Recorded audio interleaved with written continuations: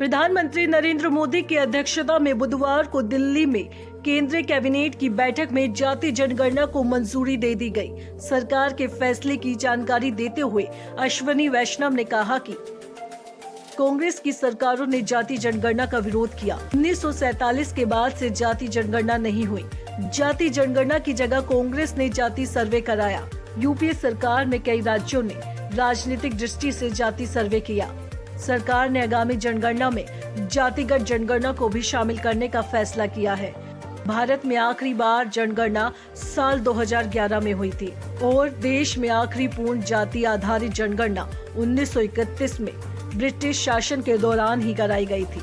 जातिगत जनगणना कराने के केंद्र सरकार के फैसले के ऐलान के बाद कांग्रेस नेता राहुल गांधी ने एक प्रेस कॉन्फ्रेंस करके इसका श्रेय विपक्षी दलों को दिया। राहुल गांधी ने कहा, हमने संसद में कहा था कि हम जातिगत जनगणना करवाकर ही मानेंगे। साथ ही आरक्षण में 50% सीमा की दीवार को भी तोड़ देंगे। पहले तो नरेंद्र मोदी कहते थे कि सिर्फ 4 जातियां हैं, लेकिन अचानक से उन्होंने जातिगत जनगणना कराने की घोषणा कर दी। हम सरकार के इस फैसले का पूरा समर्थन करते हैं, लेकिन सरकार को इसकी टाइमलाइन बतानी होगी। जातिगत जनगणना का काम कब तक पूरा होगा? बता दें कि पिछले महीने गुजरात में कांग्रेस के 2 दिवसीय सम्मेलन में कांग्रेस नेता राहुल गांधी ने जाति जनगणना का मुद्दा उठाते हुए कहा था, सबको पता होना चाहिए कि देश में कितने दलित, पिछड़े, आदिवासी और अल्पसंख्यक और गरीब सामान्य वर्ग के लोग हैं। तभी पता चलेगा कि देश के संसाधनों में उनकी कितनी हिस्सेदारी है। इसी बीच राजनीतिक हलकों में ये सवाल पूछा जा रहा है कि जिस मोदी सरकार ने जाति जनगणना से इनकार कर दिया था, उसके सामने ऐसी क्या मजबूरी आ गई कि वो जनगणना में जातियों की गिनती कराने के लिए राजी हो गई। जातिगत गणना का मतलब, जातिगत गणना का मतलब है देश में किस जाति के कितने लोग हैं, इसकी गिनती की जाएगी। इससे देश में जातियों के आंकड़े साफ साफ सामने आ जाएंगे। ये पता चल जाएगा कि किस जाति की हिस्सेदारी कितनी है। देश में जातिगत जनगणना पहले भी हुई। केंद्र सरकार जातिगत गणना कराती है तो इसके आंकड़े जारी करती है, तो आजाद भारत के इतिहास में पहली बार इसके आंकड़े सामने आएंगे। साल 2011 में जातिगत गणना हुई थी, लेकिन तब इसके आंकड़े सरकार ने जारी नहीं किए थे। जातिगत जनगणना की जरूरत क्यों है?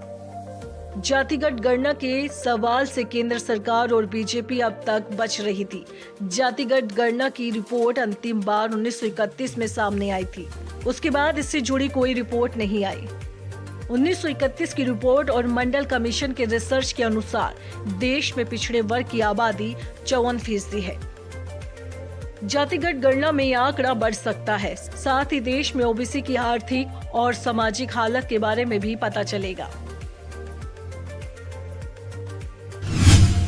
इसके बाद क्या हो सकता है बदलाव? जानकारों का मानना है कि अगर जातिगत गणना हुई तो ओबीसी को 27% कोटा बढ़ाने की मांग उठेगी। आर्थिक रूप से कमजोर लोगों को साल 2019 में केंद्र के 10% आरक्षण देने के बाद से ही इसकी मांग की जा रही है। आरक्षण की सीमा 50% इसी कारण तय की गई है, क्योंकि सरकार के पास 1931 के बाद जातिगत गणना के कोई आंकड़े नहीं हैं। जातिगत गणना होने के बाद ये सीमा हट जाएगी। इसके लिए कानूनी अड़चन भी समाप्त हो जाएगा। कांग्रेस पहले ही आरक्षण की सीमा को 50% से बढ़ाने की मांग कर चुकी है। किन राज्यों में हो चुका है कास्ट सर्वे? बिहार में महागठबंधन की सरकार के दौरान साल 2023 में जातिगत सर्वे के आंकड़े जारी किए गए थे। उस वक्त नीतीश कुमार की पार्टी जेडीयू और आरजेडी की राज्य में सरकार थी। बाद में तेलंगाना और कर्नाटक जैसे कुछ गैर बीजेपी शासित राज्यों में जाति आधारित सर्वे भी कराए गए। किसने कराई सबसे पहले जातीय जनगणना? आजादी से पहले साल 1853 में नॉर्थ वेस्टर्न प्रोविंसेस में अंग्रेजों ने पहली जनगणना कराई थी। इसके बाद उन्होंने जातिवार गणना के बारे में सोचा। तब सेंसस एडमिनिस्ट्रेटर एच रिजले की अगुवाई में फोकस किया गया कि पहले ये तय हो कि किसे किस जाति का माना जाए। उन्होंने वर्ण व्यवस्था और पेशे के आधार पर अलग अलग जाति समूह बनाए। इनमें कई जातियों को शामिल कर लिया गया। अंग्रेजों ने 1901 में भारत में पहली जनगणना तो करा ली, लेकिन कास्ट सेंसस वे 1931 में करा सके। फिलहाल अभी देखना होगा कि जातिगत जनगणना कराने से किसे फायदा होगा और किसे नुकसान। जाति जनगणना पर दोस्तों आपकी क्या राय है, हमें कमेंट करके जरूर बताएं। साथ ही डुगू की डिग्गी को सब्सक्राइब करें ताकि आपको ऐसी जानकारी मिलती रहे।